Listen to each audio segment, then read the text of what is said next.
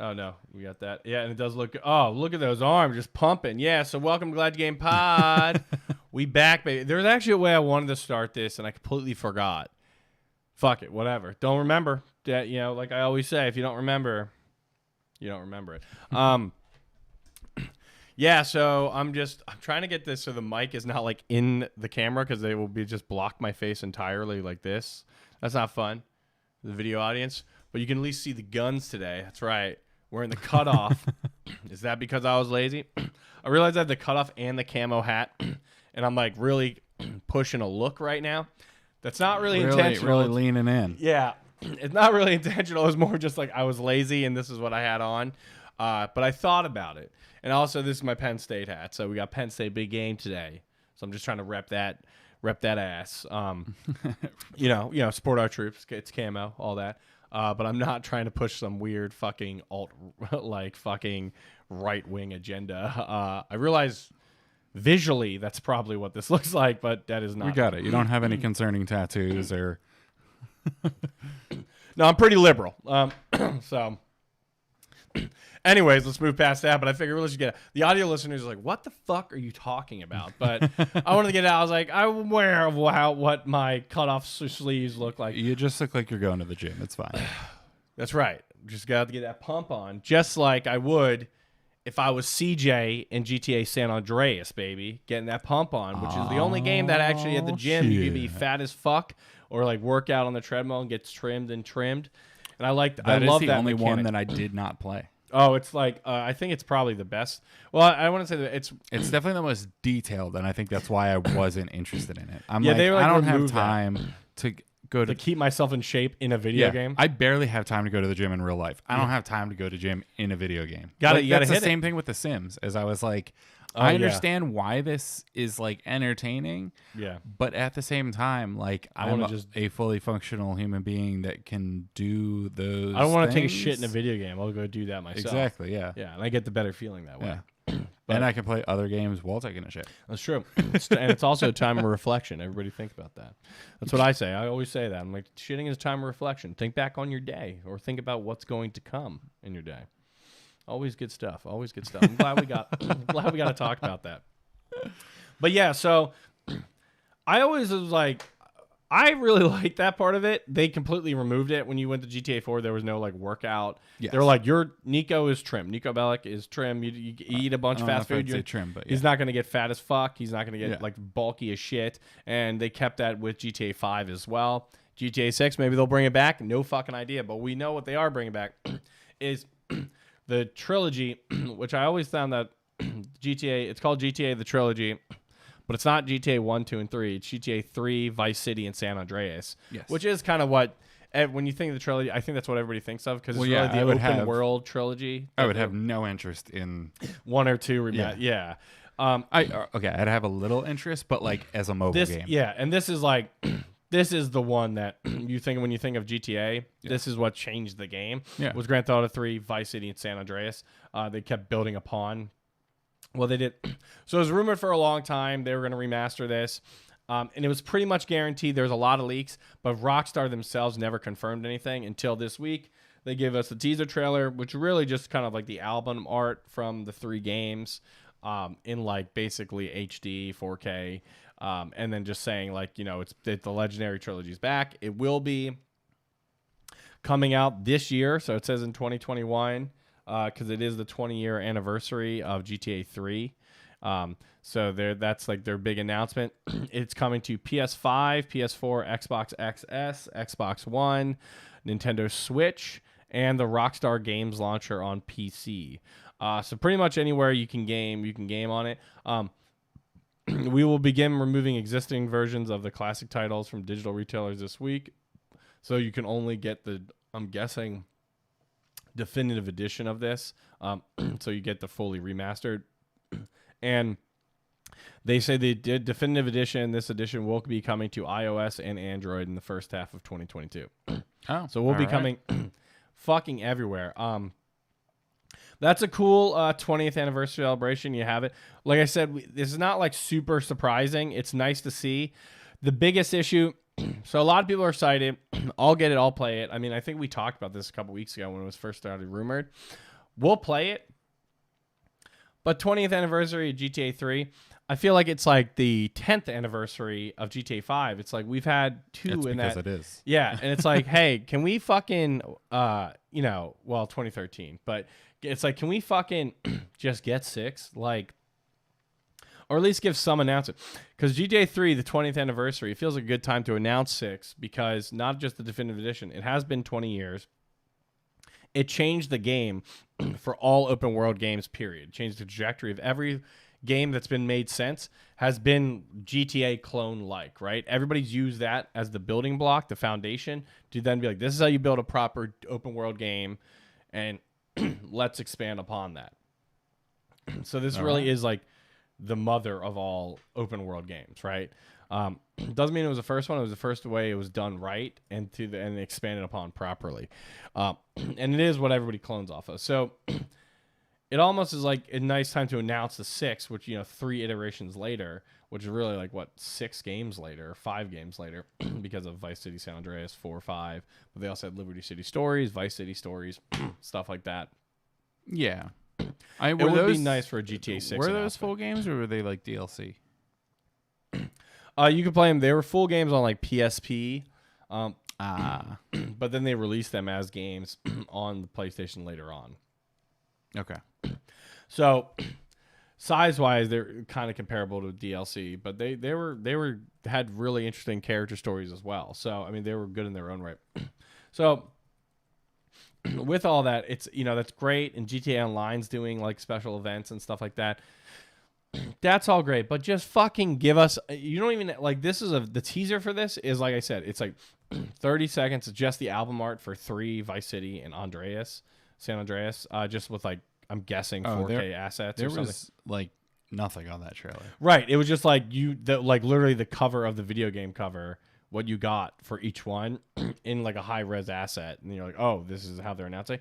They could literally do that with 6, unless they're trying to do this big blockbuster thing. But they could literally just have a thing that makes the Roman numeral 6 and just be like coming soon, or like details coming soon, and that would set the world on fire. And I feel like for the 20th anniversary, if you guys are really doing it, even doing that will like curb the tide, because a lot of the reaction to this was, where the fuck is 6? Like a lot. And it's like, so it's kind of like, you got to give something here. But Rockstar is pretty good at like, fuck off, we'll do what we want to do. So, and they're making enough money that what does it matter for them? But I think we should kind of move towards something like that. So I did want to get that out of the way. That's nothing massive, nothing like,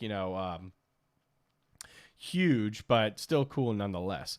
Now, speaking of that game coming to iOS and Android, Apple, you might know Apple. Yeah, you might have heard. You're seeing us through iPhone cameras, actually. Everybody's talking about the console wars, this and that, and which one's the best company. Apple is the #1 gaming company on the planet. Yeah, in 2019, they had the highest income for games combined. Everyone. Yeah, Nintendo, Microsoft, Sony combined.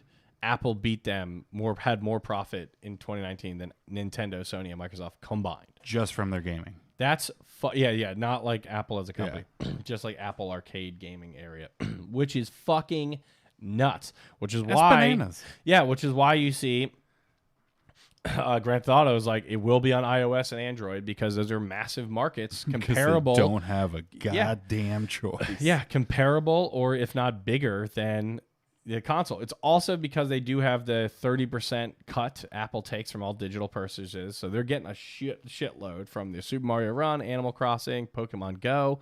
Definitely a big part of that.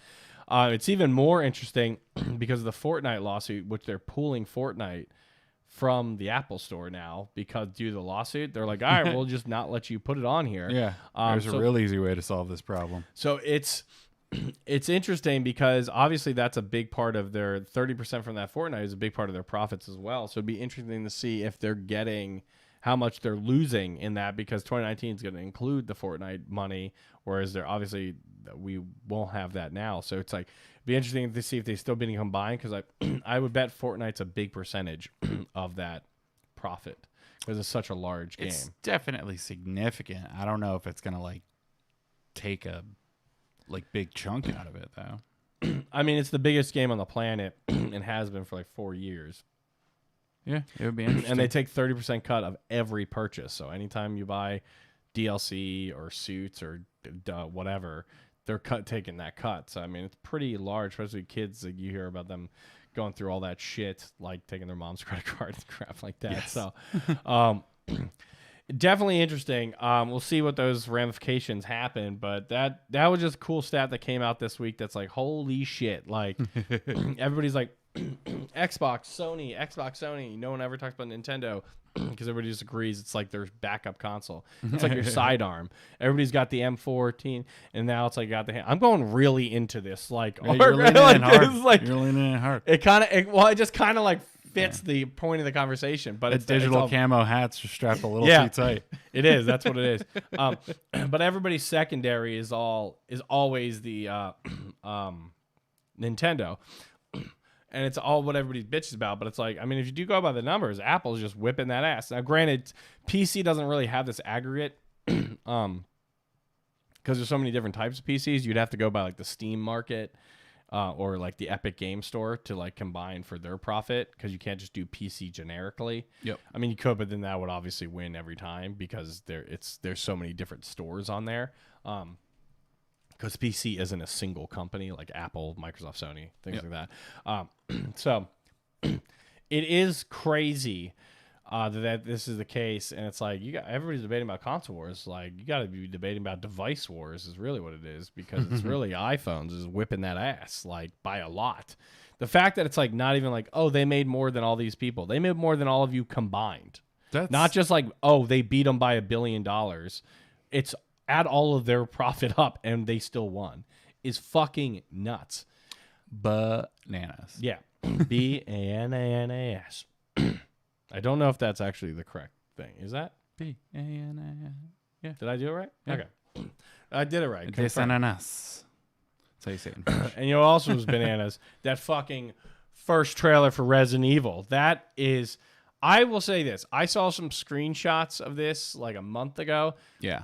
And I was open to it when I heard about the story. It's going to be 1 and 2 combined. And they're going to call it Welcome to Raccoon City. Didn't love the subtitle. It was weird. 90s, we love subtitles.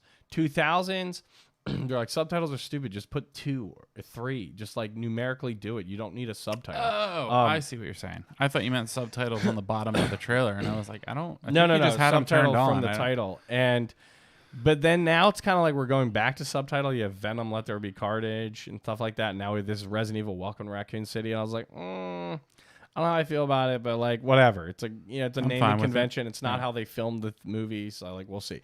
So then I saw some screenshots, and I was like. This looks like a B budget screenshot. I'm hoping this was like not like a real production still. It was just taken from someone's camera, because it did not look good. And specifically, it was with, I believe, Claire and Leon, or was it Jill? I was Claire. I think it was Claire and Leon in the basement, and just looked terrible. It was going around the internet pretty good, and everybody's like, "What the fuck is this?" So all right. So when the trailer comes out, I was like, I'm still excited. I love. We all know I love Resident Evil. So 1 and 2, I was like, all right, let's check it out. This trailer completely sold me. I'm in. I am full on emotionally invested in this. I'm ready to go. I went from like, to I was like, fucking, let's go. I think they nailed it. You see the Spencer Mansion. The truck blows up. You have that from Resident Evil 2 where you have to get around. The way you see the first zombie is the exact same scene from Resident Evil 1. It's shot in the exact same angle, the same. They have a lot of the writing on the walls. Like, there's so many Easter eggs. Exactly. From there, it's like, it is cool to see. We got Albert Wesker, we got Chris and Claire Redfield, we got Jill Valentine, we got Leon S. Kennedy. I mean, we got them all. Mm-hmm. So I'm fucking, I'm so fucking in. It's just, I thought it was gonna look kind of shitty, but I'm full on in, and so it does like. I have some questions about the CGI. It still doesn't look like as good as I think it should. Dude, that was my biggest gripe. Is the CGI look like fucking trash? Yeah, the dog CGI and the big monster. I was like, this is like the big monster looked like PlayStation 2 graphics. Right? It was fucking terrible. I get that there's still like some refining to do. Yeah, I'm hoping that's what it is. The They're character still going through that. model looks good. They just need like the actual. It looks creepy like surfaces and stuff like that. Right. So the reflections are off. The ray tracing is off. Yeah, it seems like it just needs a little bit more render time, basically. Yeah, and they were like, this trailer needed to go out Tuesday, so here. That's kind of what I'm hoping it is. I'm 100% in the same boat. The liquor looked a little small. It looked a little small than it needed to be. When it dropped down, I was like, And again, maybe that's just like, again, they'll fix that in post, which they're obviously in because it comes out in end of November. But yeah. There's still time. One thing I do hate is that it's like exclusively in theaters. Fuck off, dude. Like, do the theaters and paywall. We got used to it during COVID. It's technically still COVID. Not that it doesn't exist, but people have ways of defending against it now and things like however you want to go. It's kind of like you can kind of start living a relatively normal life again. You can go to the movie theater if you're comfortable with it. Like, we're not going to close everything down again. I'm fine with it. It's just like, but I'm not fine with it being only theaters. That's very stupid. One, what's going to start in only theaters? It's going to come. But it should day one go to theaters and digital. They're hurting their own wallets that way. I mean, it's been proven with a lot of things that come out. I mean, Black Widow was a digital release and theater and made $170 million from digital. And it's like, that's an opening weekend. It's like, why are you... like, actors are also getting screwed with that stuff, too. And... Yeah, but they changed all their contracts now. Like, the Black Widow lawsuit settled with Disney, and they changed it for all the ones going forward to kind of handle that. That's all you have to do is just handle it with that and just make sure your contracts are updated. Because I agree, Scarlett got screwed with that, but then she sued, and they settled for an undisclosed amount. So, obviously, I'm assuming she's fine with that since they settled, and the Disney said they're going to make changes. But like, for example, Shang-Chi, I've heard it's amazing. I will not see it until it's digital. It's been out for a month. I want to see it so bad, but I'm not going to a theater. Just not happening because it's not worth it. There's only one movie that literally is going to be able to get me to go to a theater, and that's Spider-Man because it's just I know the results of that. It also is worth it for 90% of the people. Not everyone has a. It is, but that also doesn't hurt projector in there. Right, but it also doesn't hurt if the point is it cannot hurt the theater. It does not hurt the distribution to release it digitally at all. It hurts the theater. Who gives a shit? They don't own the theaters. They made that very clear. Warner Brothers, luckily, is still releasing everything on HBO Max day one. We got that. Probably one of the biggest movies in the last 10 years is going to be released, which is the fourth Matrix movie. That's HBO Max day one. The Suicide Squad, HBO Max day one. All of their big budget Dune is HBO Max day one. All movies that if you want to see it in theater, go see it in theater. That's worth it. I think if you don't have that, theaters are going to go away. But you have the option, and most people that are like, "Hey, I want to see it in theaters. I want to keep doing that." Yeah. They have the option. That's my point. Give us the option. Laziness, like, but not really because it's just like it's like, what if I don't feel comfortable in a theater? Then it's like I should be able to watch in the comfort of my home. Like I have that option, and it's like that they're just denying a source of revenue to them as a company, and two, the freedom of choice. And a lot of people like. All of the arguments for why they couldn't do it kind of went away during COVID and proved that like we're taking away your freedoms. Yeah, they are. That hat and that you're taking away my freedom of choice. It's just stupid that they're doing it that way. Make the theaters aren't a worthwhile experience anymore, and they haven't been for a long time because I disagree. They haven't been. They're too pricey.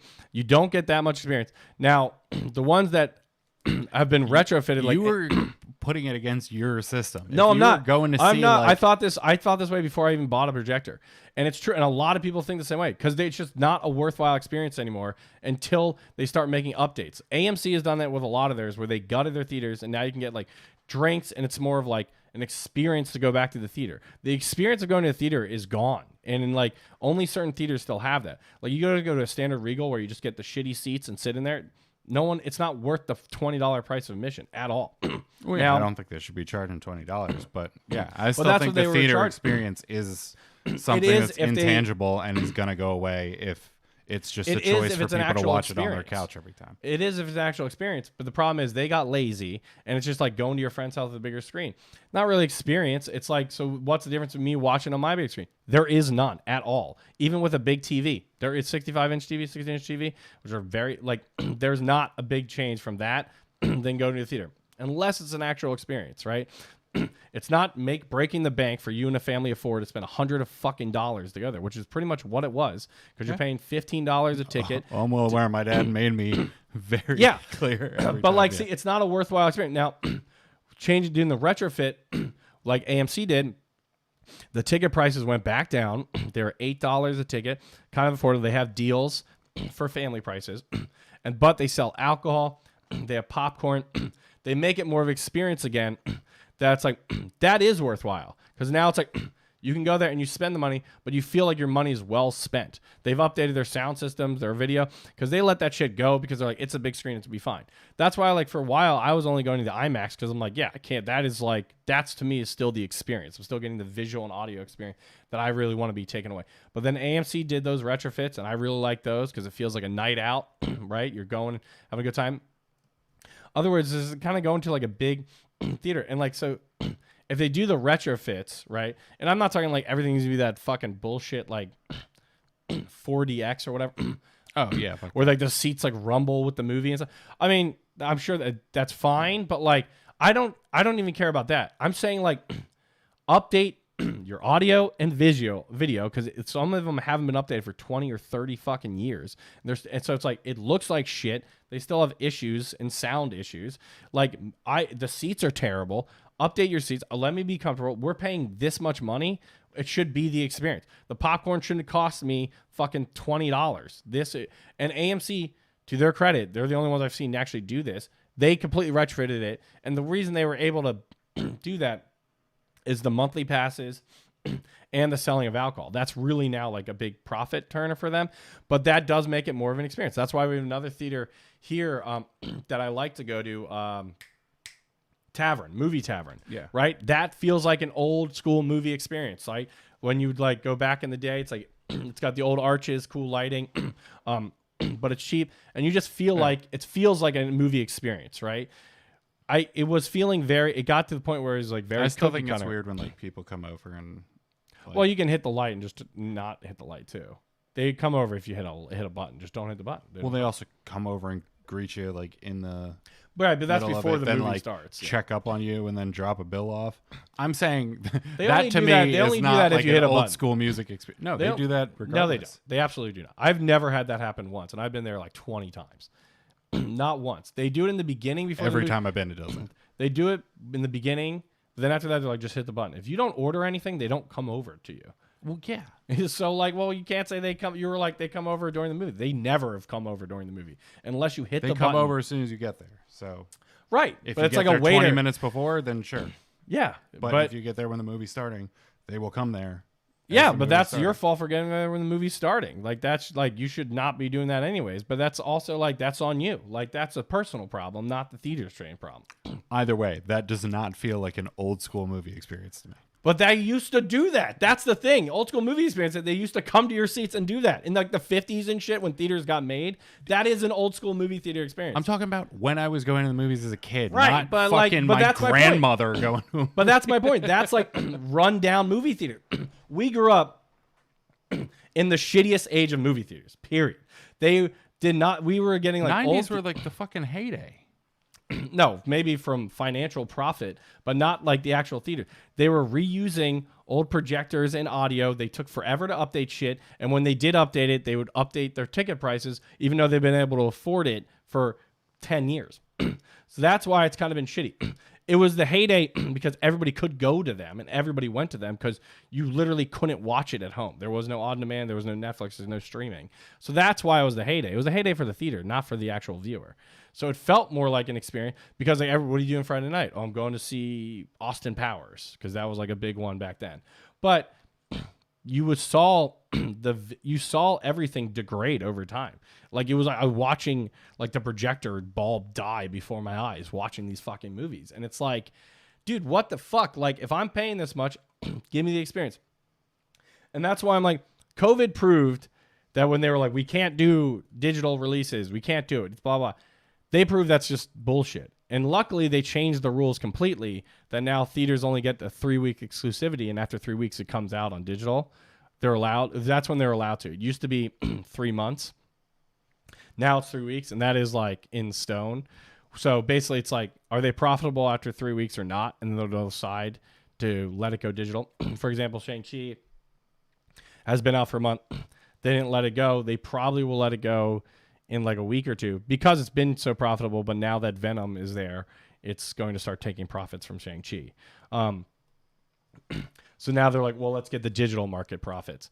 It's just, they're just holding an audience back is the problem, as opposed to bringing an audience in. Now they'll bring me in if they update the theaters. And like, again, I would go to an AMC but like, if we're doing it from a sheer content, meaning like the film itself, it's literally the new Spider-Man movie is the only one. And that's just because we know everything's building to this movie specifically. And there's so much spoilers that if you miss it, you're not going to experience it the right way. And it will be ruined for you in like 4 days. Because you go on any social media, it's going to be, you'll see like memes or whatever. And you'll be like, what the fuck is that? Like Venom 2, I know the after credit scene for that because which is pretty surprising because I was like, not many people I feel like were excited for Venom. Like that wasn't a movie that was like talked about. Yeah, the first one was right, and apparently it's actually not bad. Like the second one like is like not bad, and the after credit scene is like made me be like, what the fuck? I would have watched this movie in a heartbeat because now I know what it means. Yeah. And again, leads into my other point. So like the only other movie that's close to getting me back to a theater is Ghostbusters Afterlife. And that's pretty fucking close. The Resident Evil, I love Resident Evil games, love all that. There's no way I'm going to see this in the theater. I'm going to see Bond. I'm going to go see Lamb next week. But Bond's going to come digital. I'll just watch it here. Yeah, I want to see that in the theater. I understand that you don't appreciate the experience as much as I do, but it is very much an experience that is worthwhile for me, and I would hate to see it go away. It's not going to go away. There's a 0% chance it will ever go away when it goes digital. It proved that. If it was going to go away, it would have happened. Yeah, people said during the same thing about fucking... Wrong. During COVID, DVDs it was literally closed. Rentals. That's not a valid analogy. All right, either way, we got a lot of other shit to talk about. This isn't a movie podcast. I disagree. That's where I'm leaving it. But it's a fact. If it was going to go away... Have as much facts as you want. That's my opinion. If it was going to go away, which is wrong. If it was going to go away, it would have happened because they were literally closed for a fucking year. If it was going to go away, they wouldn't have reopened, period. You know how they reopened? Because people went nuts on AMC stock and boasted that up, and they supported their local theaters. Local theaters is what I think need to come back. Like the Colonial, for example, near you. That's what we need. Fuck Regal. Fuck Chance. I hope every franchise goes away. I hope Regal burns. AMC can go. I even know the retrofit. Like Movie Tavern, Colonial Theaters. That's what we need. Those are the ones, because then you're supporting something. You're not supporting this global franchise. And then to me, that would be more of an experience to go to. I mean, that's Movie Tavern's a franchise, but there's like 4 of them. It's not like 40,000. So, okay. But that's my point. And if it was going to go away forever, it would have during COVID because they literally closed and couldn't reopen. They legally weren't allowed to open. So it's never going to go away. There'll just be less theaters, which is just supply and demand. Then there'll be more people want it more because then it'll be kind of an experience. Let's have an experience. But when you have movies coming out that aren't an experience, not every movie. We're the same thing. No, we're Next not. Topic. Not every movie. Not every movie is an experience. Bond, sure, but like, I don't know, like the fucking like of the last 20 movies that came out, maybe like some love story drama, like The Notebook, if that came back out, that's not an experience you need to be in a theater for. There's nothing happening in that, right? These big budget movies are the reason you go to a theater. Bond, Ghostbusters, Matrix, which isn't going to the theater, but what is, but both. I mean, those ones you have to go to the big budget. Not every movie could be a $200 million movie. So the other ones, it's like just release them digitally, which they are, but it's like they kind of prove that you could do both, and that's my point. It's like selling physical games still and not selling digital games. Like, why are we selling digital? Well, physical. People like the feeling of the disc. It's like, why can't I download Madden digitally? You can, and now it's harder to get the physical copy because it's like there's no fucking point. We moved past it. The world has moved on. It was great at that point in time. it's moved on. That's my point. So theaters are nice, but they've kind of had their time in the sun. And now it's becoming more of a, that streaming proved that is all I'm pointing out. So theaters should just exist for specific big content movies. And I think other than that, it doesn't really matter. And I think the money shows that. And I'm pretty sure that's what's going to happen. And I hope it does. Because then it makes them have a point to exist. And then also it allows more customers to see the film if they can't make it to that theater. And that's what it's about. Getting more content. Boom. What a travel. Right there. All right. Let's go. Well, also, the one thing I did want to say about Resident Evil is kind of not really about it.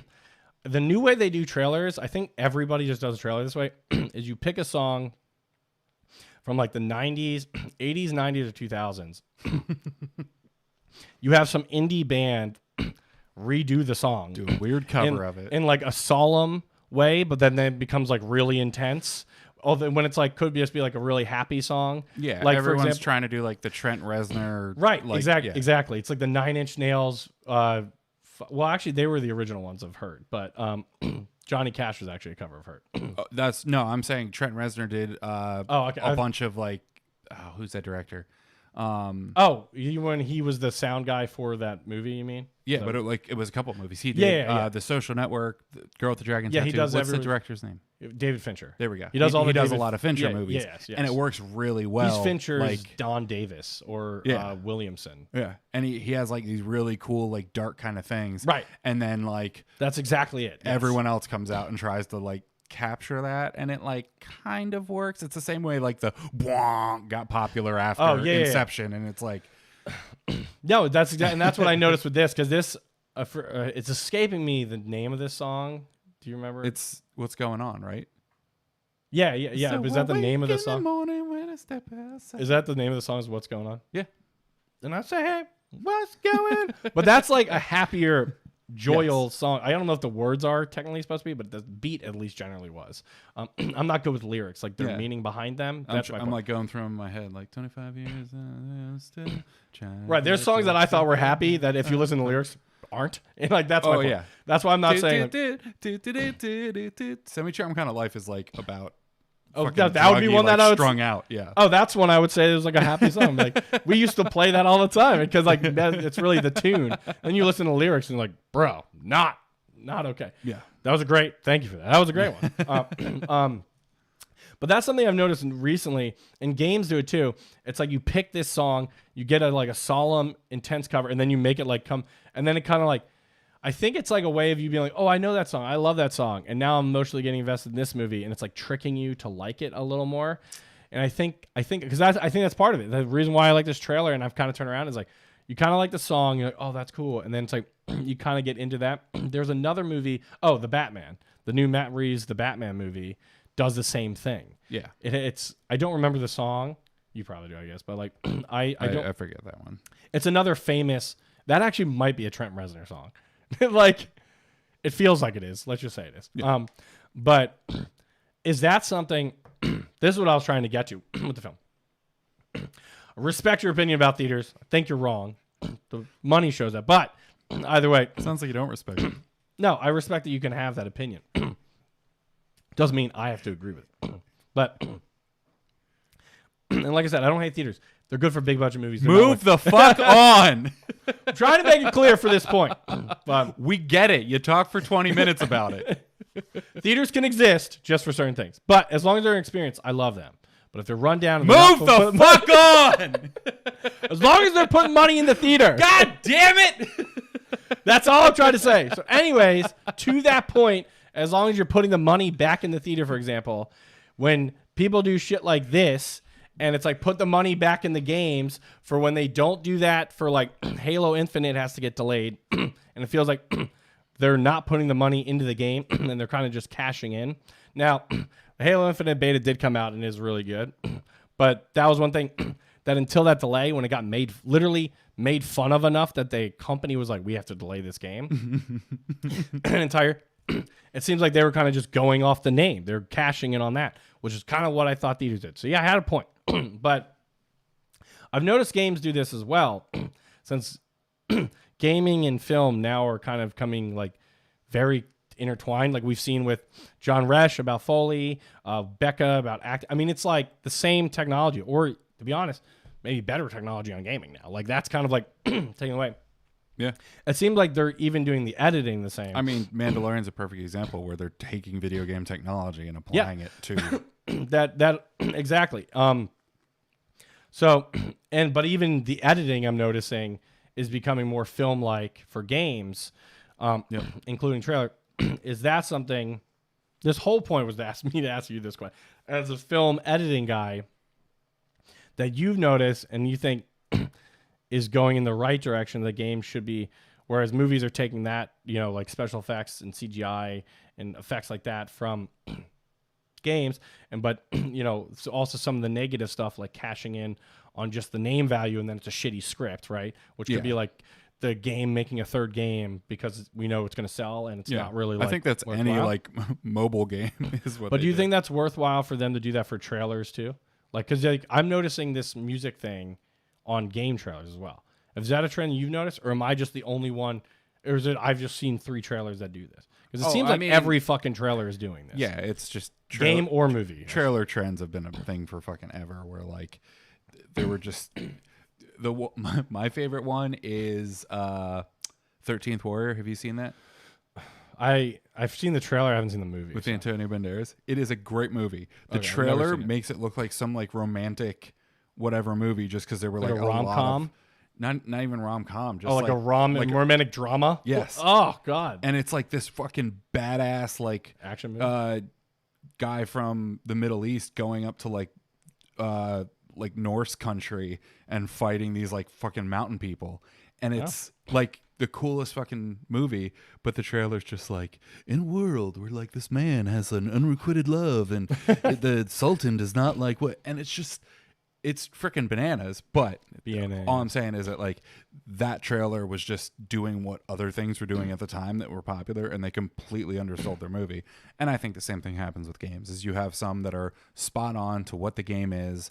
The Halo trailers are a perfect example.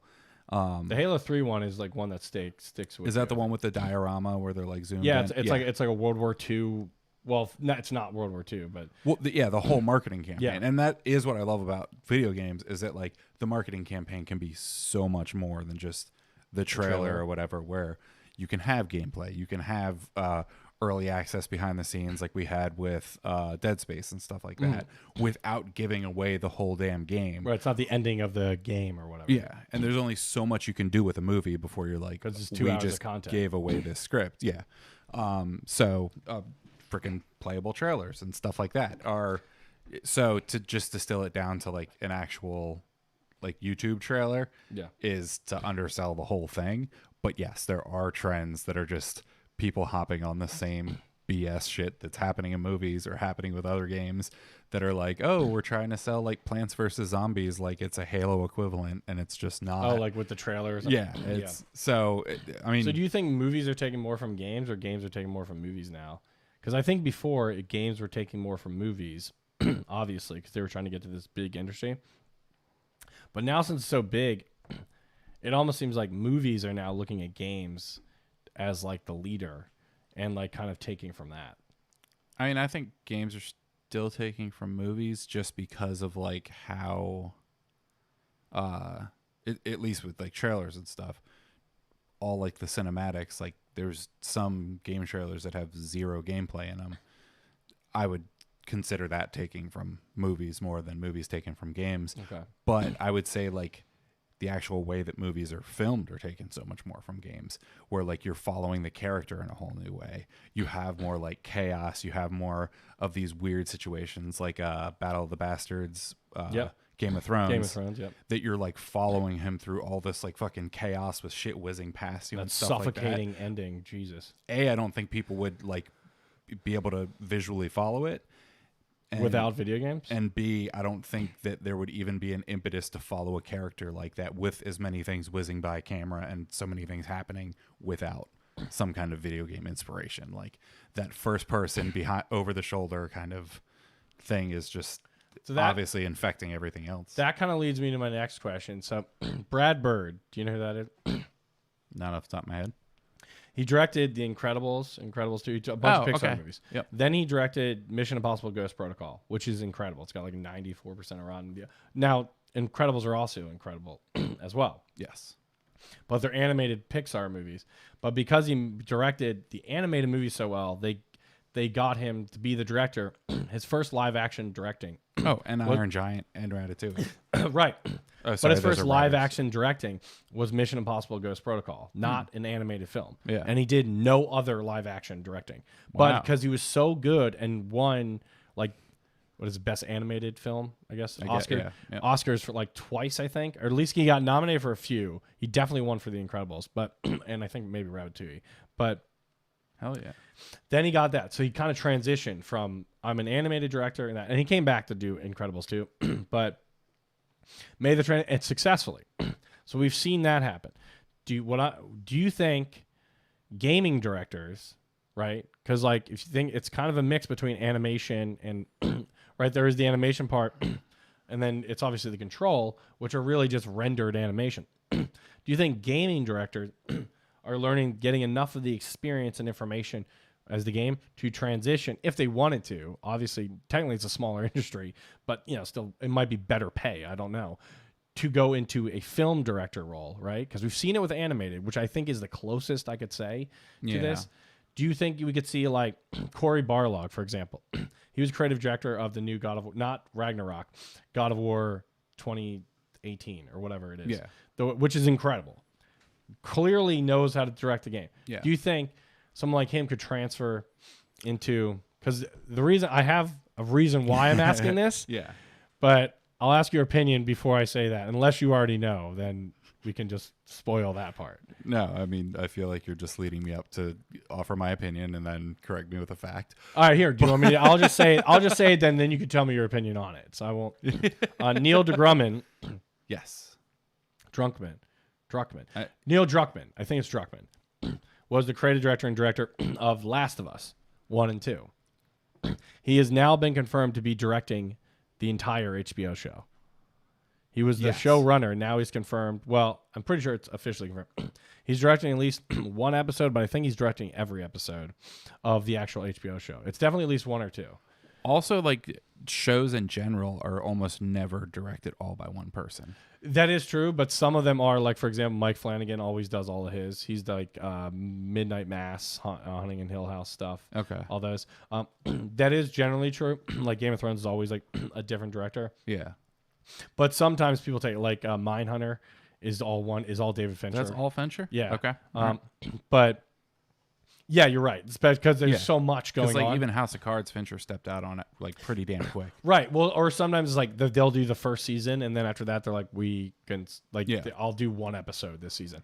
I think that's awesome that they're letting them do it. Right. So what do you think? My point is, do you think like the Brad Bird transition animation to Ghost Protocol, which is actually a crazy budget to go to as your first movie, because it was 300 million, 200 million. Yeah. And this is a pretty big budget too. We know each episode is like $10 or $12 million. Yeah. So this is not like a bullshit. Do you think, like, what's that transition? Do you think there is a precedent that it should be good because of what we've seen with Brad Bird? Or do we think it's still, like, you don't think it's transition? As a film person who understands that world a lot. Well, first off, I know like the writing is going to be spot on because he wrote all the game stuff too. He co-wrote it. But yeah, I mean, well, he's part of it. Yeah. And like, I think cinematography and vision are going to be obviously pretty fucking spectacular. Because your source material that you have to base it on, like, you already know the look you're going for. Yeah, it's his baby. Yeah. And then the biggest thing is just going to be how he interacts with actors. Like, I'm sure he's done some like voice acting sessions, but those are completely different from live action directing. But is that similar to mocap maybe?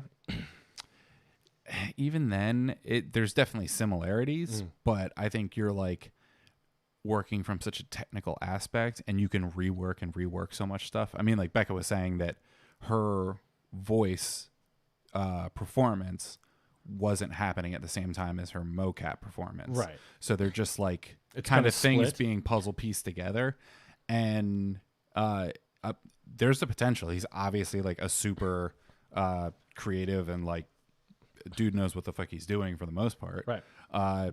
Whether or not he can work with actors is a different story. cards are stacked in his favor because he's working with great fucking actors that, again, have like these sourced characters that they can kind of reference and get the idea and the vibe.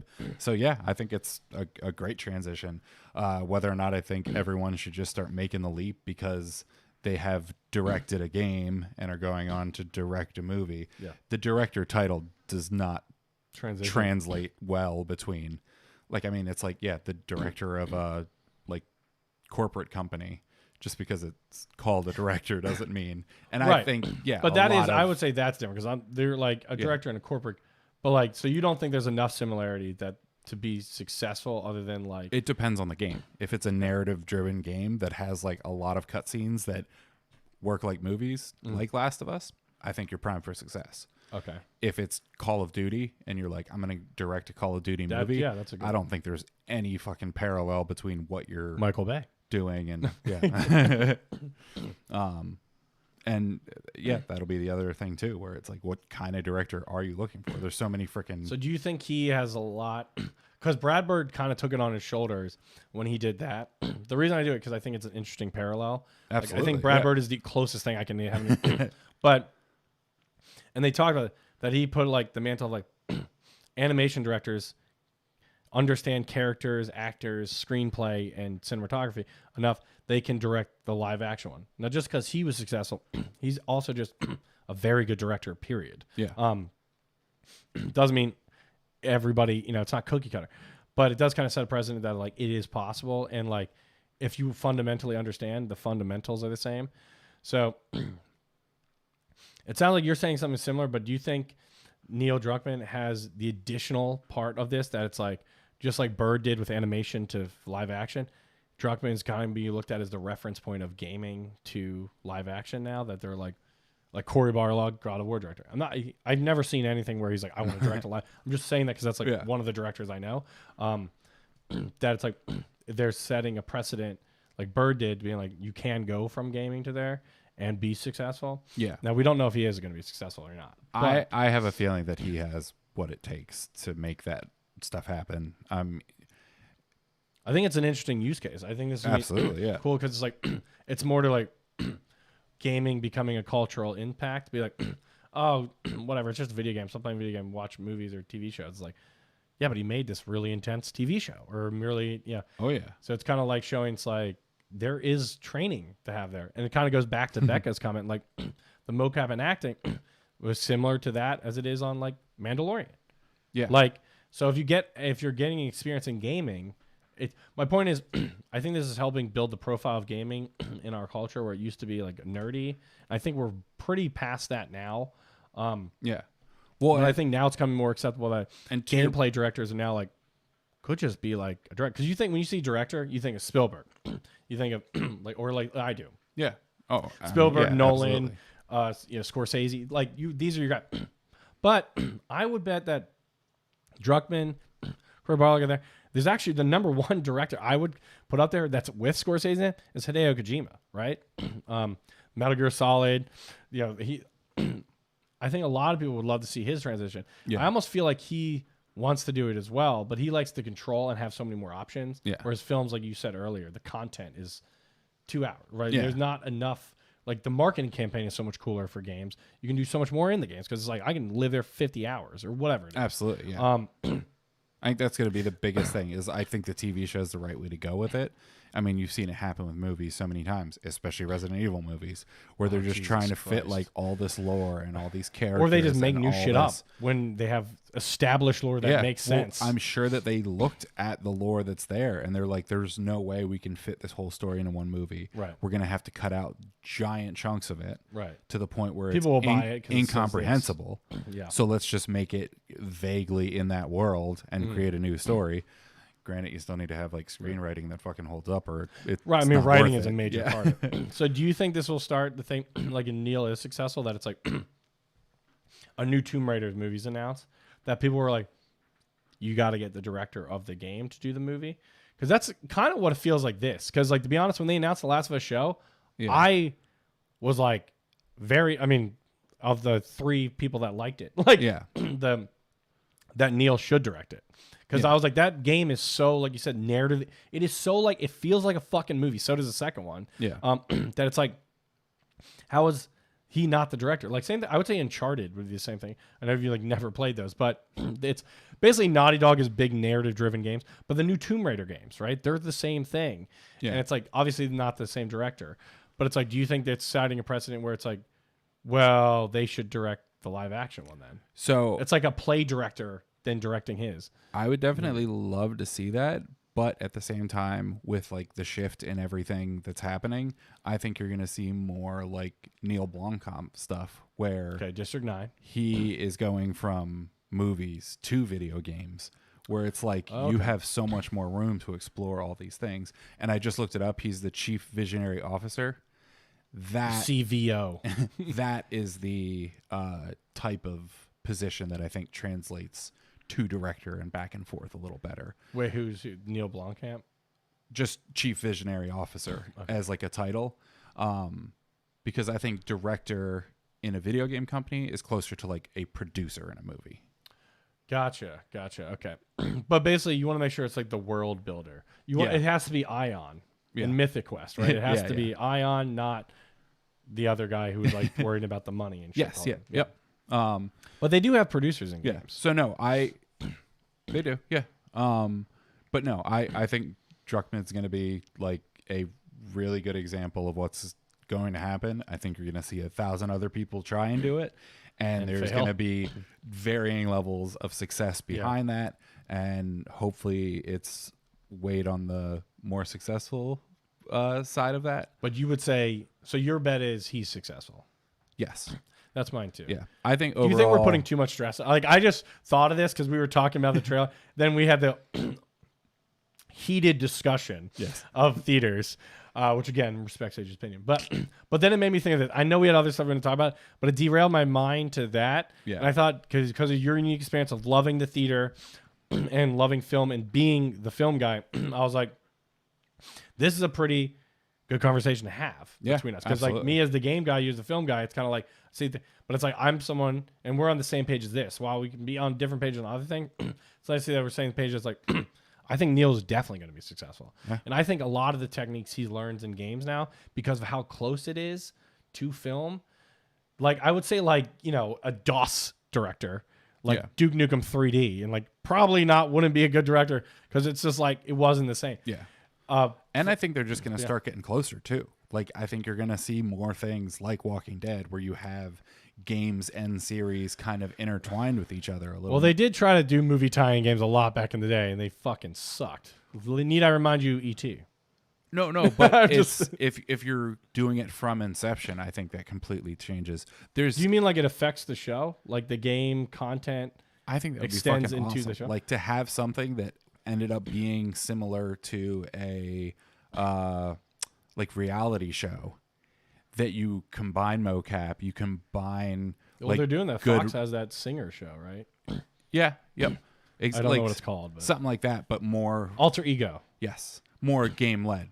I think the actual like technology and how it would work incorporated would be a lot like that. Okay. But I'm saying like you have.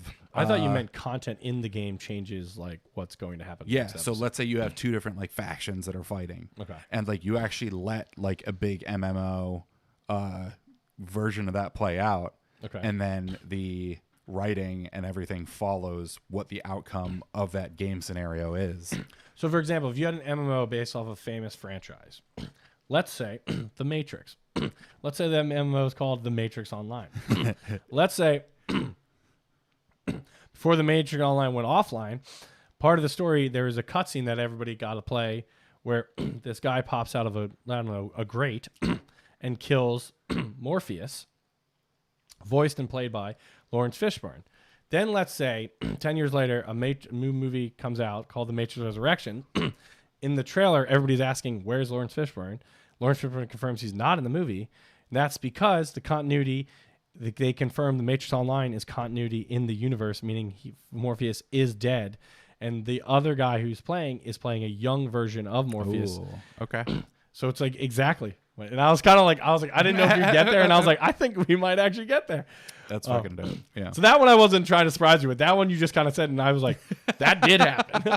But that's the only thing, and I think that's depending on how good that movie is, which I hope it's great. Yeah.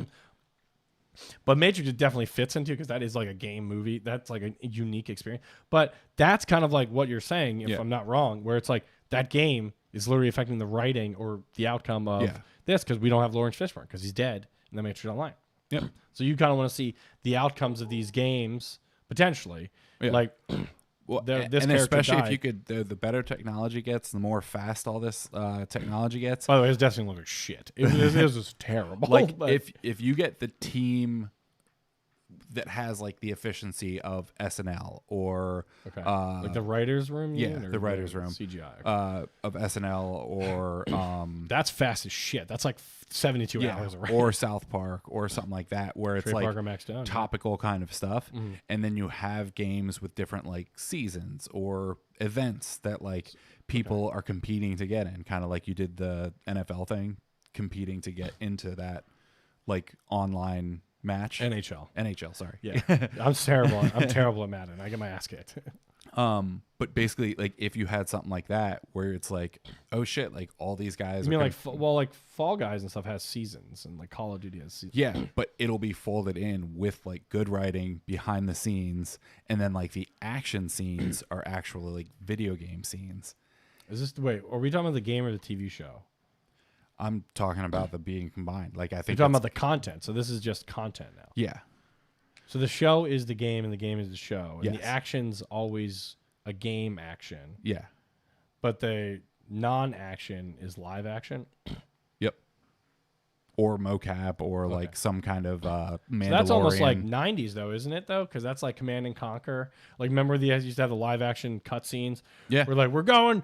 They're still going crazy, but and then it wouldn't be in the game. It would be like you have 1 month this happens, and then the writing team has a month to make the behind the scenes version of what that is, leading to the next big event, and then this happens where it's like I could see that word for like a Halo TV show. Yeah, I'm almost thinking Halo and what's the Starship Troopers?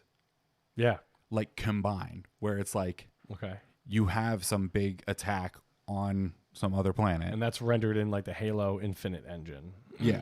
And you actually have players that are competing in that, or like if they were players that were actually so there's like a timed event and the players jump in, and in that month if the players win the event, in the continuity of the show, they won the event, changes in their favor. But like if they lost the event, and like so in the show they'll kill off one of the main characters who was apparently in this battle, and they're like, yeah, we lost it, now we have to go do this.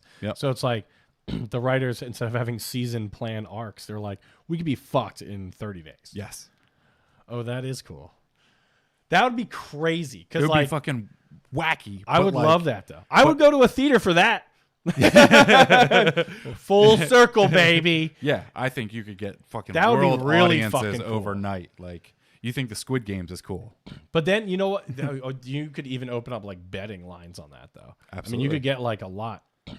That would be interesting. That would be cool. I'm thinking like 30, 50 years out. I don't think it's going to happen in the next 10 years. Yeah. But like as technology keeps really getting better, cool. where you just have like this ensemble writing cast thing, and it doesn't need to be picture perfect because so much of it is based in the live event kind of thing. Right. We'll see. I'm back in on theaters. If we get that, I'm back in. Full, keep them all. Save all the theaters. We need them for this event, Sage's MMO event. Dude, I would be so in for that. That'd be so fucking cool. It's like Goosebumps Choose Your Own Adventure, but you're actually not just picking left or right door. You're literally interacting with it, and then you're seeing the outcome afterwards. That's fucking really cool. Yeah, no, I'd be in on that. What are we at right now? Because I know that definitely... We are at 48 minutes on my watch, which I started once we started talking about Apple. All right, we are an hour exactly. Yeah. All right, so... All right, you want to save some stuff, or... I'll save my stuff. Well, speaking of Kojima with the MMO, Konami apparently is going to revive Metal Gear, Castlevania, and Silent Hill. There's new installments and remakes. They were announced by this. A A lot of it in the speculation if Blue Point Studio is helping, because Konami is not doing it themselves. They are going to work with another studio. Is that studio announced? No, and Konami, remember, is third party. Like, they're not owned by Microsoft. They're not owned by Sony. They are apparently working with other developers to do either all the franchises or like a different developer per franchise. I don't know how. I mean, Kojima has been very active recently that he wants to make a new game or would love a new Metal Gear. Now, he notoriously broke it off with Konami. Yes. As we all know, which could have been Silent Hill or Metal Gear. And that's, I think we talked about it like a month ago, that I was like, imagine if we, like, Sony, like, just put the money up. Because it's got to be a number. There's no way there's no number. It's just that, is the number affordable and do you think you'll get it paid back? Yeah. But I don't know. So I guess not to go too deep in this, what do you think they should do? I think it would be cool if they teamed up with Kojima and they buried the hatchet, as it were, at least for Metal Gear or Silent Hill. It doesn't even have to just be Metal Gear. It could just be Silent Hill. But I think it would be cool if they do that. Castlevania could care less who takes that. That apparently is going to be in developed internally at Konami in Japan with support with local external studios. That's with that one. I think that if Konami wants to like continue to be a household name, I should say they are rumored. The Metal Gear Solid remake is rumored to be being done by Blue Point, who Sony just bought. Okay. So I think that they need to basically just sell the rights of that stuff, the franchise, to Kojima, and like, so he owns Metal Gear, or he owns like those are his freaking brainchildren. Like, if they're gonna make more games, they should be under him. Like, they made one game without him. Well, half of Metal Gear Solid 5 without him. Yeah. Which had a lot of cool stuff, and then it was clear when he was not involved anymore. And then I don't even remember the name of it. It was like a zombie Metal Gear Solid zombie thing they came out with like a year or two ago. Yeah. It was okay. Yeah, it was like obviously, like the name holds a lot of weight. It's good cash grabby stuff, but like if you're trying to like turn out this thing that you've been turning out for years without the main person, like he's the key to that whole thing. And I think the best thing for both parties would just be like, get a backer, get Sony, get someone like that is willing to put up $500 million, $1 billion, buy the whole fucking franchise. It's gonna be a lot, though. I mean, the rights, yeah. But I mean, you saw the same thing with Spider-Man and Marvel and stuff like that, where Sony kind of like took Spider-Man back, and then they're like, he's better off in Marvel. Like, they realized that they weren't going to be able to make the money. Well, they still get money. They didn't sell him back. They still own him. They just lease him to Marvel. Well, so maybe it's that. But like, they gave. That's true. They gave it to Marvel. Let them do all the work, and you just get a paycheck. It's like you get your residuals. Yeah, but like, you do no heavy lifting. Yep. There don't need to be any arguments. There's just a little paper trail that puts a little money back in their pocket. That it's like, we'll pay you. You get 20% of the outcome of this, but like, just let us do it. I would love that. That's what I would. I think I would love that. I think that would be great. I think anything else, you're kind of destined for a problem. If they like make nice and get back in it, same problems are going to creep up, and as soon as it goes into development on anything, like, I control this. I have final cut, as it were. But it's like, but you're getting paid to shut the fuck up. Yeah, they are completely out of any decision making process. It's just like, we still like own this, right? But only it's like a publisher kind of deal. I would love that. I mean, I love Kojima. I would love for him to be back in that, and that would be interesting. I mean, I'm fully on board with that. Someone else can bankroll his fucking crazy ideas. Right, like they just make residuals off the name. Death Stranding or whatever. Yep. So the other one is Silent Hill. So it's confirmed. It got canceled. But, PT was going to be Silent Hill. Blah blah blah. There's now multiple projects confirmed being made for Silent Hill. Multiple. So I don't know what that means. They're not doing like 1 and 2, maybe a remake, maybe a new one. One of these is they're all external developers doing it. Okay. It's not Konami. And one's confirmed a prominent Japanese developer earlier this year, we were told.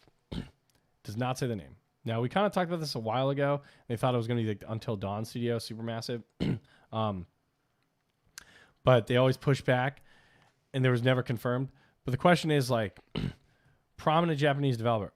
What I think of a prominent Japanese developer, there's one person I generally think of, and it's one studio, one person. It's Kojima, and it's Sony. Yeah. Not that, for the record, plenty of other prominent Japanese developers, but the way my brain is wired, that's the just one where it that goes. comes to mind. That's what I go for. If I said, like, big Japanese studio to you, I'm guessing you're going to say Sony. Or, like, as, like... I mean, Nintendo, but... Okay, sure. Yeah. I would bet that it's not Nintendo doing Silent Hill. I would also bet that. But like, yeah, when you give in the context of a horror game. We got Luigi's Mansion team on here. Luigi's Mansion doing Silent Hill. I hope that's... They said there's multiple developments. I hope it's that. That would be fucking awesome. Triangle Head as like a Mario figure. That'd be fucking crazy. But yeah, that is... I mean, it almost feels like it's going away what you said, which would be sweet. It's prominent Japanese development. If Kojima's like, I'm back, baby. Fingers crossed. Because they had a pretty rough falling out. I mean, it was very well publicized. We still don't know the real reason why, but I mean, like, they held him in a room and pulled all his computer away, and he had to sit there for like a month or two until his contract ended. So it's like... That's some silly shit. That's a pretty shitty way to end a job. So it's like, are they gonna... I don't know. So that's why I'm like... Could be too pie in the sky because they might be like, fuck that guy. So we'll see. We'll see. But that I think we'll leave it at that. Just because if we go into any of your stuff, I know you want to talk about it more. The other thing is, well, my stuff's kind of evergreen too. Like as long as we get it in with the next month, it's still like relevant. Yeah. Well, yeah. I just want to give you enough time to talk about it. That's what I'm saying. Word. The one thing I'll mention, we know New World came out. I haven't played it yet. I will try to play it so I can update that and then pretty much let Sage kind of steal the show. Unless there's big news that happens this week, we're going to go over Real Civil Engineer and some stuff that Sage found. So yeah, there's I've been talking too much for these first 73 episodes. So I'm trying to get Sage to talk more, whether it's being wrong about theaters or no, just kidding. But no, it was good. Last episode, I love that banter. I always love our banter, but Sage teaching me about It Takes Two, I thought that was a really cool dynamic, and I want you to teach me more.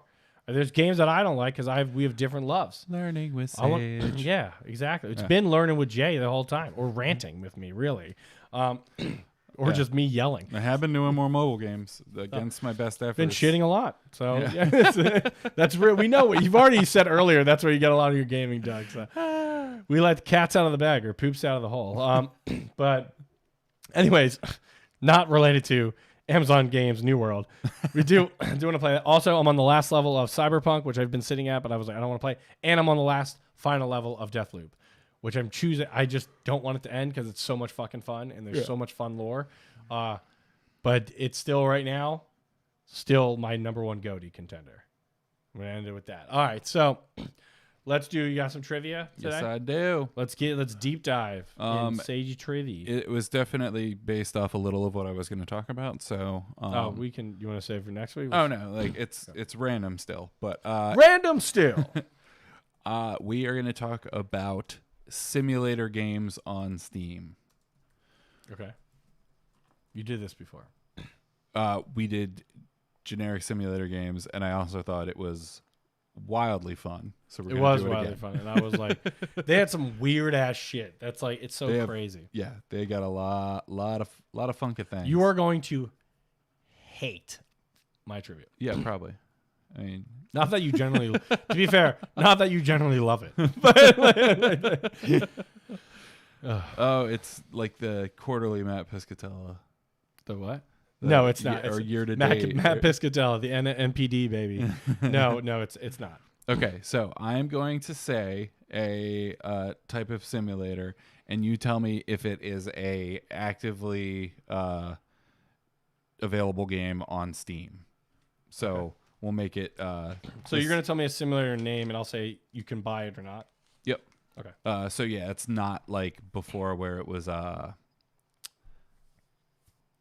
mobile games. This is just games on Steam. Like, you can still get them on mobile, some of them. Okay. But it is just whether or not they're available on Steam. Okay. Gas station simulator. Yes. Correct. Nice. Oh, I'm getting the answers right when I answer? I can do it at the end, too. I mean, whatever you want to do. Yeah. American Truck Simulator. Yes. Correct.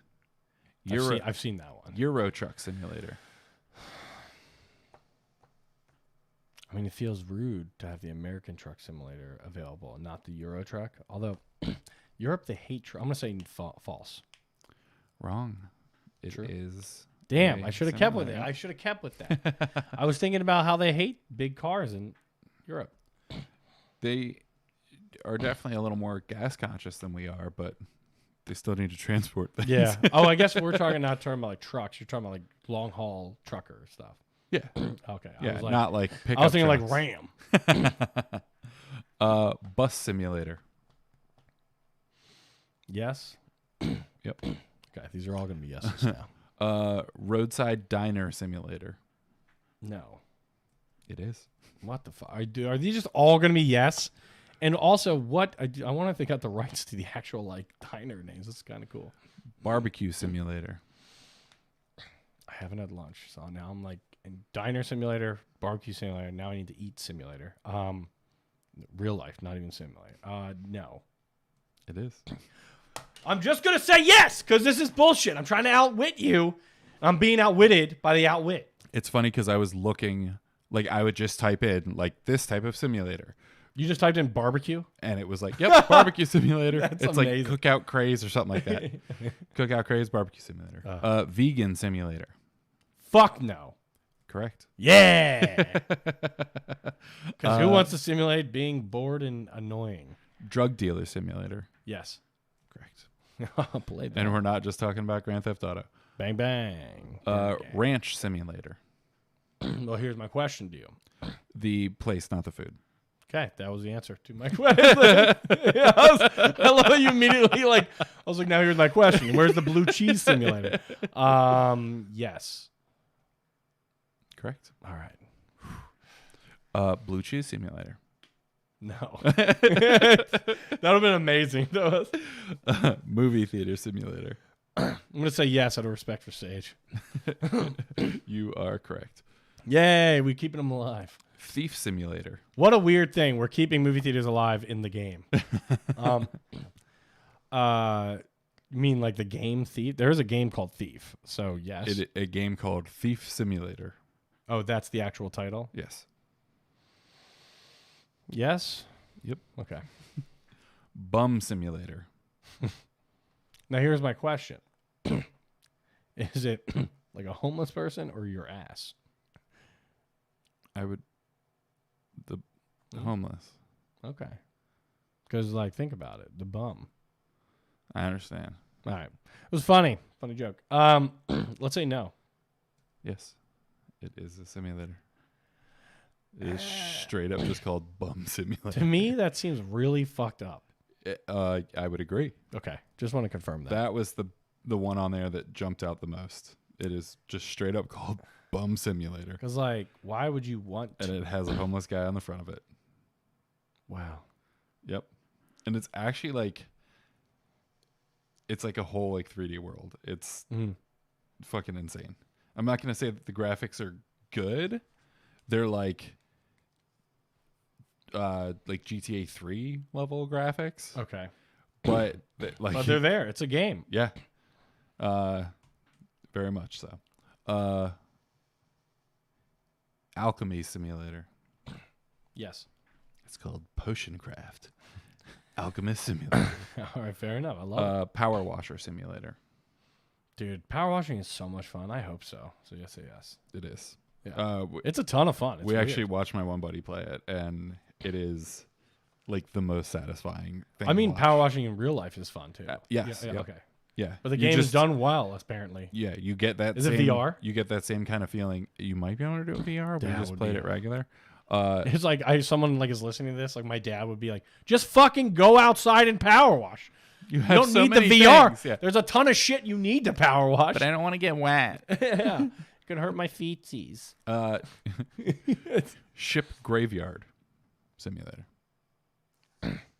What does that even mean? Like, do you crash? Yes, because it's a weird thing for you to look up. It is. Yeah. What does that mean, though? What is the abandoned ships? Like how you just walk through abandoned ships? And I think Africa. But like, there's places where they just take ships that are like I know. But what are you simulating? Is my question. Just ripping them apart and selling money. So I guess. Okay. Yeah. So it's like destruction. Yeah. Yeah. Junkyard simulator. Yes. Correct. So I should have just said yes to every one of these fucking things. The vegan simulator was the only one in there to throw you off. Oh my god! So you got that's crazy. You got 2 wrong. That's crazy. That's such a weird. I thought I was gonna get you with bum simulator, but no, because I was like, it's so weird, and the vegan I just did out of spite. Yeah, spite. All right, this is gonna be a little different. Okay. So I can make it really easy on you or not. So I think I'm going to go no. Rockstar Games has subsidiaries.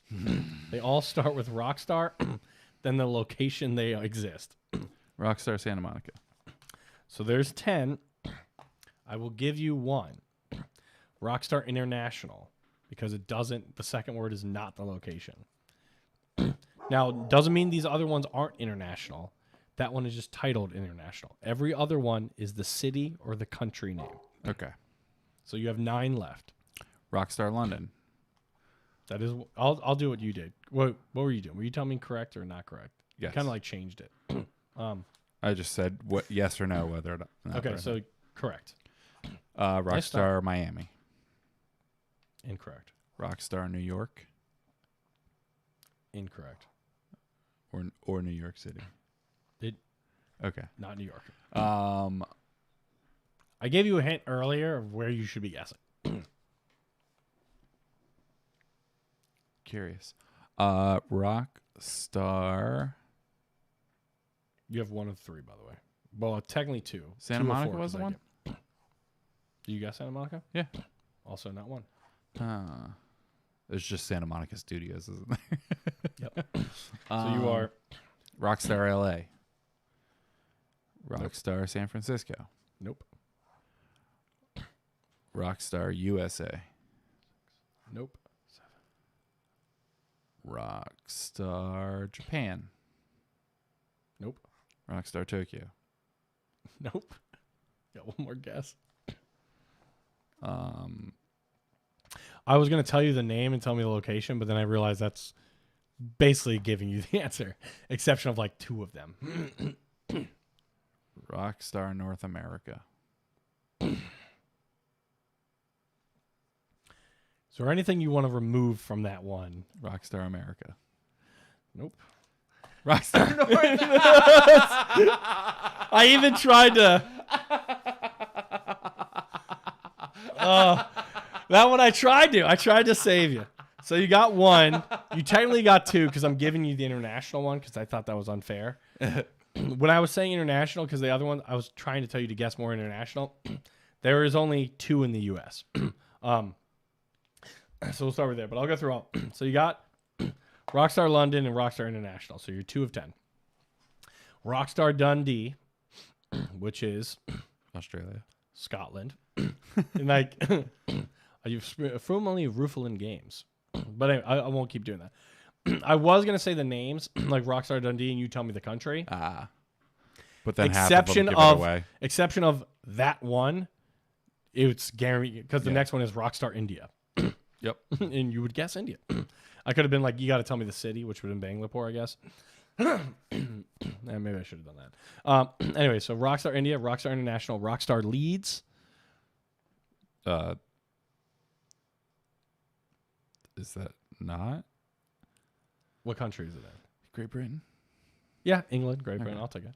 Rockstar Lincoln. Nebraska?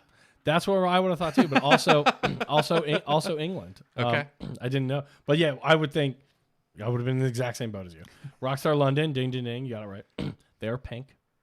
All these have different color schemes. Okay. Is Rockstar North the yellow one? Blue. Okay. Rockstar New England. Andover, Massachusetts. Responsible, of course. And the one the only game they're responsible for is Bully School Scholarship Edition, which just really fits into the Massachusetts thing. Yes, it does. They are electric green. But isn't he like in an English school? They are responsible for the Scholarship Edition. Okay. Doesn't mean the game itself. Gotcha. Rockstar North, which is in Edinburgh, Scotland. That's why I was like, yeah. Yeah, that's why I was like, you want to take anything off that? And you were like, America. And I was like, that is so fucking wrong. You almost had it though. Then it's Rockstar San Diego, the only Californian city you didn't guess. Yeah. And Rockstar Toronto. I was going to argue that Santa Monica's in San Diego, but it's in LA. It's not, yeah. Santa Monica is part of Los Angeles County. Santa Monica Pier. It's what I just said. Rockstar Vancouver was former ones. They're the ones who create. Rockstar Vancouver is the one who created Bully, and they became Rockstar Toronto. And they also had Rockstar Vienna. Pretty fucking cool. That was a porting house, which main focus was the original Xbox. It was closed during the development of Manhunt 2 and transferred to be part of Rockstar London. So interesting. Yeah, I thought that was. I actually like that. Yeah, I thought that was. I was still very wrong, but at least they were like. I mean, to be honest, clear things that I could guess. Instead of just me sitting in silence for 20 minutes. I thought that would be a kind of a new way to do it, and you wouldn't hate it as much. But to be completely honest, I would have been as bad. What I should have done is the location, give you the name of the location. But then if it was Rockstar India, I would have been tell me the city. Yeah. Because that would have been better. I didn't think of that until I already mentioned it. But I thought that was really interesting. So maybe I'll do something like that on other ones. But I just thought that was interesting because you would think your guesses were legitimate, Santa Monica and stuff like that. But it's just not there. And I really thought Rockstar North you were gonna get because that's the one that's on a bunch of their shit and yes, because they're responsible for Manhunt and Grand Theft Auto. Okay. All of Grand Theft Auto is Rockstar North. That's why I was like, once you say it, it makes sense. Yeah. But. And then when you did North America, and I was like, want to remove anything? And goes to America, and I was like, no, you had it. That's too good. The most interesting one is Rockstar Dundee because I've never fucking heard of that. Yeah, nor have I. Anyway, so yeah. Thanks for joining us today. Glad you game. Keep gaming, baby. And it was a fun thing. And you know what? Whether you love or hate theaters, I hope you go see the Spider-Man movie and Ghostbusters Afterlife somehow. You know what? Everybody experience movies however the fuck you want. And I hope wherever you want to experience them, it's allowed. That's what I care about. There we go. Yeah. All right. Love you guys. Bye. Deuces. See you, people.